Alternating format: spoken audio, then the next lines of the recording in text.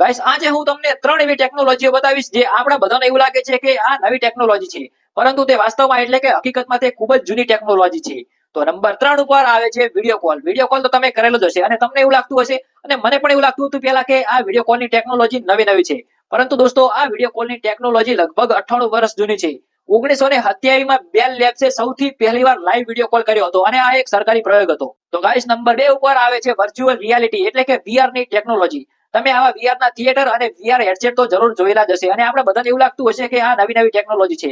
પરંતુ દોસ્તો આજથી લગભગ 187 વર્ષ પહેલા 3D ઇમેજનો આવિષ્કાર થઈ ગયો હતો અને 1962 ની સાલમાં સૌથી પહેલું VR થિયેટર બન્યું હતું અને 1968 ની સાલમાં સૌથી પહેલું VR હેડસેટ બન્યું હતું. તો દોસ્તો નંબર 3 ઉપર આવે છે ઇલેક્ટ્રોનિક્સ કાર એટલે કે ચાર્જિંગ વાળી ગાડીઓ. અત્યારના સમયમાં આવી ઇલેક્ટ્રોનિક કારની સંખ્યા ખૂબ વધી ગઈ છે.